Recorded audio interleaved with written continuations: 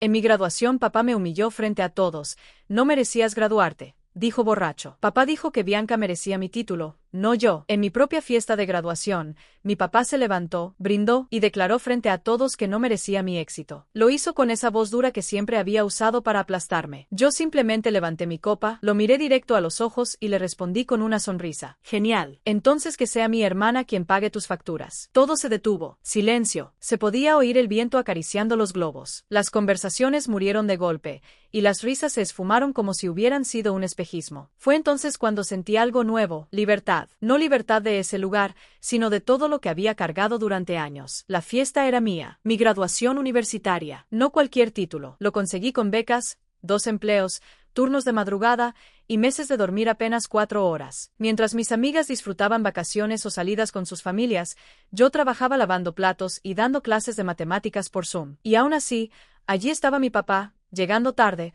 con una cerveza en la mano y una camisa arrugada que apestaba a cigarro y a indiferencia. Mi hermana, que no había puesto un pie en una universidad, brillaba por su ausencia, y sin embargo, su sombra estaba presente en cada palabra que él decía. Tu hermana debería estar aquí, ¿sabes? Dijo, antes de subir al improvisado micrófono y lanzar su famosa bomba. Tú no mereces este éxito. Ella sí, lo dijo sin rubor, sin culpa, como si fuera obvio, como si los 5 años que me pasé luchando por salir adelante no valieran nada frente a las eternas excusas de alguien que siempre fue la niña dorada de papá. Pero ese día no era para que él me quitara nada. Ese día era mío, y no iba a permitir que lo arruinara como lo había hecho con tantas cosas antes. Así que, sí, levanté mi copa con orgullo, sin elevar la voz, y solté la frase que partió la noche en 2. No lloré, no grité, solo sonreí. Una sonrisa firme, de esas que una mujer se gana cuando por fin decide dejar de mendigar amor. Después de eso, no me fui a casa. No podía. Mi cuerpo seguía temblando por dentro, aunque por fuera lucía como una estatua. Conduje sin rumbo, por calles solitarias, hasta acabar en un mirador donde podía ver la ciudad entera. Allí me estacioné y bajé las ventanas. El aire era frío, pero me ayudaba a recordar que estaba viva. Recordé cada sacrificio, cada noche de insomnio, cada comida que me salté para poder pagar la renta. Y entonces lo vi claro. Nunca fue sobre dinero, fue sobre quien era digna de ser amada. Y yo, para ellos, nunca lo fui. Mi hermana Bianca, porque así la vamos a llamar ahora, fue siempre la estrella, incluso cuando abandonó la prepa, incluso cuando se metió en problemas una y otra vez. Yo era la responsable, la que solucionaba, la que no pedía nada. Y eso, al parecer, me hizo invisible. Pero ya no más. Volví a casa tarde esa noche, con el corazón herido pero decidido. Los días siguientes, el silencio reinó. Mensajes de mi madre, justificando a papá, de mi tía, diciendo que no exagerara, de mi hermana, simplemente diciendo, papá está molesto, deberías disculparte. ¿Disculparme? Ese fue el punto final. Bloqueé a todos. Papá, mamá, Bianca, incluso el chat familiar que solo me recordaba cuando alguien necesitaba ayuda con tecnología, dinero o transporte. Y por primera vez, el silencio se sintió como un abrazo. No dije adiós, no hubo drama, solo terminé. Vendí mis muebles, pagué mis últimas deudas y me mudé. Nueva ciudad.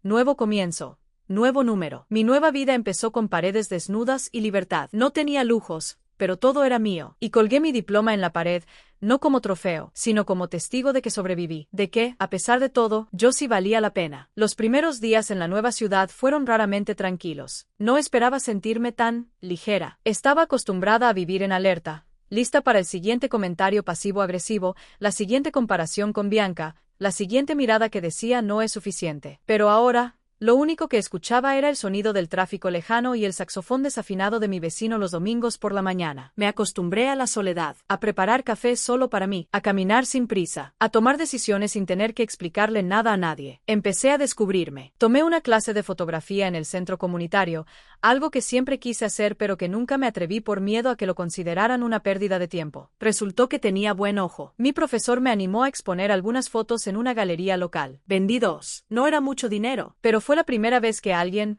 un completo desconocido, valoró algo que había creado. Mi trabajo también mejoró. Dormía bien, comía mejor, y por primera vez sentía que mi esfuerzo era para mí, no para complacer a nadie, no para demostrar nada, solo para crecer. A veces me invadía la duda, especialmente en fechas importantes. Mi cumpleaños, Navidad, el Día del Padre. Los mensajes dejaron de llegar, las llamadas también. A veces, Durante un paseo por el parque o mientras leía en la cafetería de la esquina, pensaba si había sido demasiado dura, si debía haber dado una última oportunidad. Pero cada vez que esa duda intentaba colarse en mi corazón, recordaba la fiesta, las palabras de mi padre, la indiferencia de mi hermana, el silencio cómplice de mi madre. Y entonces, me reafirmaba, no fue una decisión impulsiva, fue necesaria. 6 meses después, me ofrecieron un puesto mejor en otra empresa. Más sueldo, más oportunidades, más libertad. Acepté sin pensarlo. Por primera vez, no tuve que calcular si podía visitar a alguien el fin de semana, o si estaría disponible por si algo le pasaba a la familia. Estaba sola, pero por elección. Y eso lo cambiaba todo. Mis nuevos amigos eran distintos. Me conocían como Mía,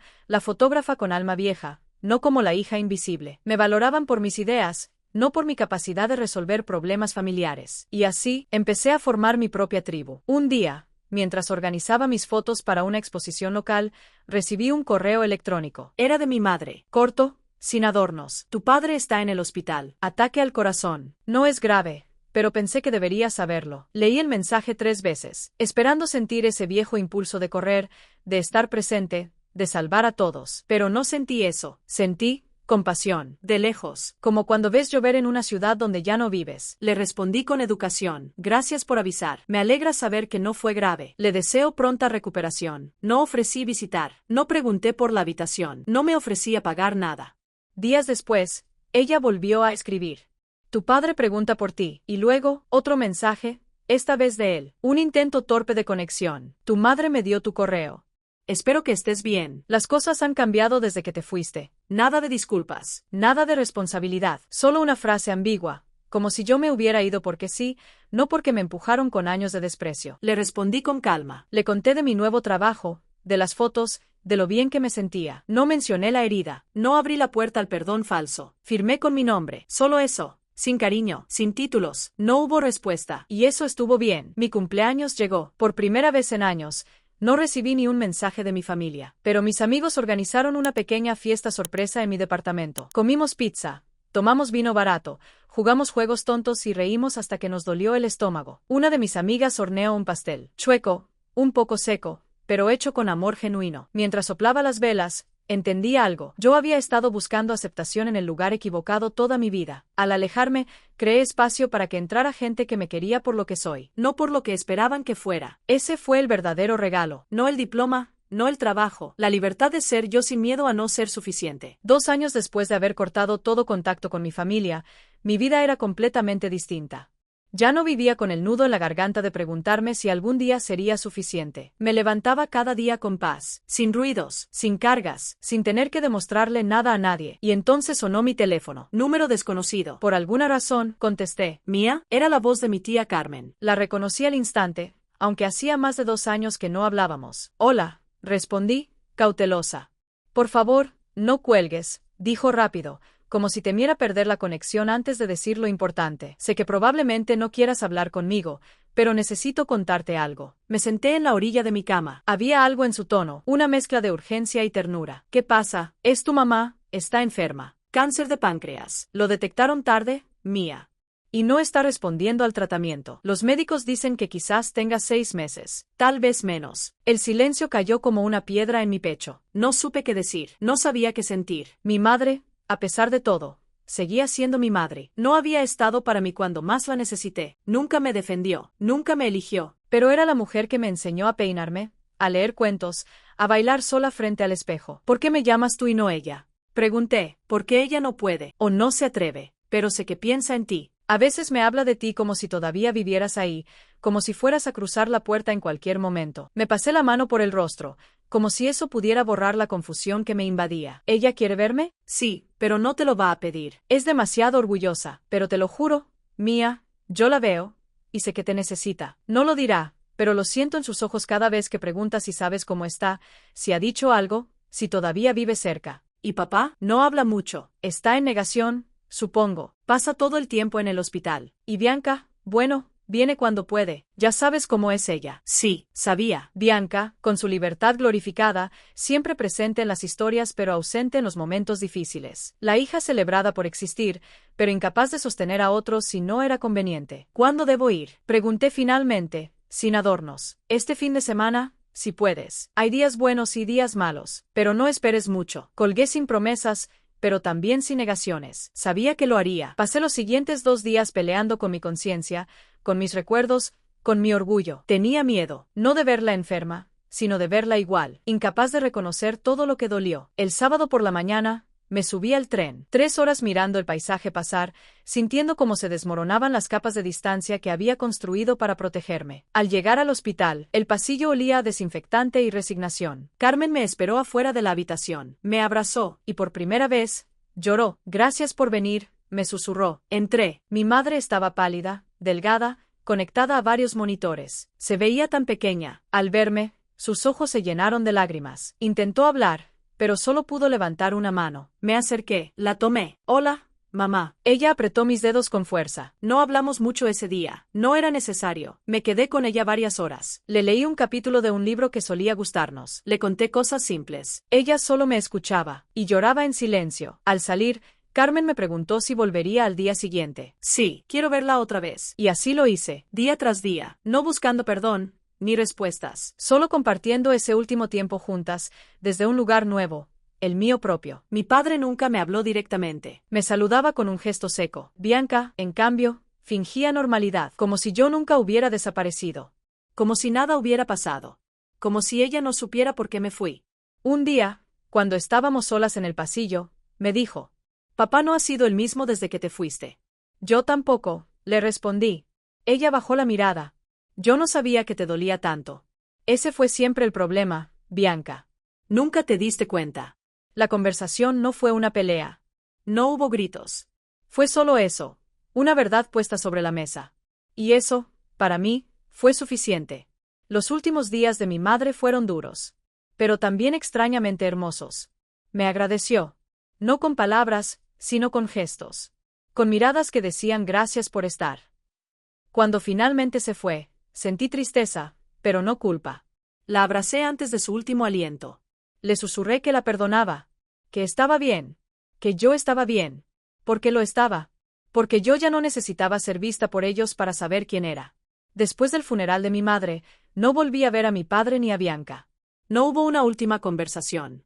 No hubo lo siento, ni abrazos de reconciliación. Solo miradas vacías entre arreglos florales que no podían cubrir todo lo que se había podrido durante años.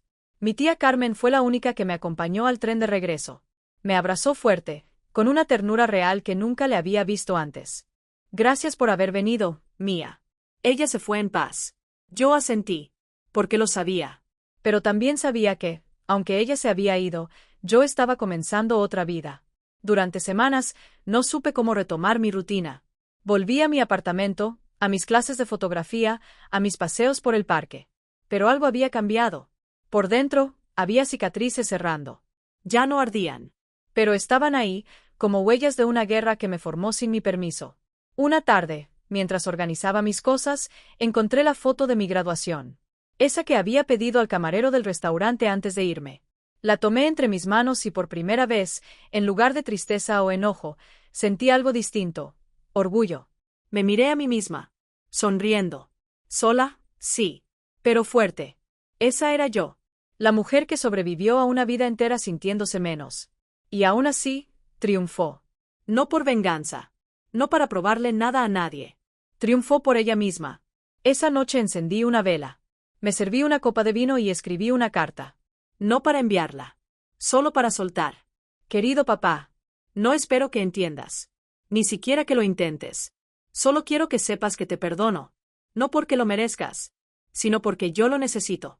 Me costó años comprender que tu incapacidad de amarme no tenía nada que ver con mi valor. Yo fui suficiente. Siempre lo fui. Me tomó tiempo, pero ya no busco tu aprobación. Estoy en paz. Mía. La doblé, la guardé en un sobre y la quemé. Las cenizas flotaron en el balcón como si se llevaran los restos de algo que ya no me pertenecía. A partir de ese momento, mi vida comenzó a florecer. No de forma espectacular. No como una película con música triunfal, sino de forma lenta y real. Fui construyendo una comunidad. Gente que me veía como Mía, la mujer creativa, la amiga leal, la compañera que siempre estaba dispuesta a escuchar. No sabían nada de mi pasado. Y no necesitaban saberlo. Porque yo ya no vivía en él. Un día, En una cafetería del centro, conocí a alguien. Su nombre era Elena. Tenía una risa fácil, unos ojos que te leían el alma y una forma de escuchar que te hacía sentir importante. Nos hicimos amigas. Luego cómplices. Luego, algo más. Ella no intentó salvarme. Solo caminó conmigo. Y eso fue suficiente. Le conté mi historia un día, mientras tomábamos café bajo la lluvia. No buscaba compasión. Solo quería compartir. Ella no me interrumpió ni una vez.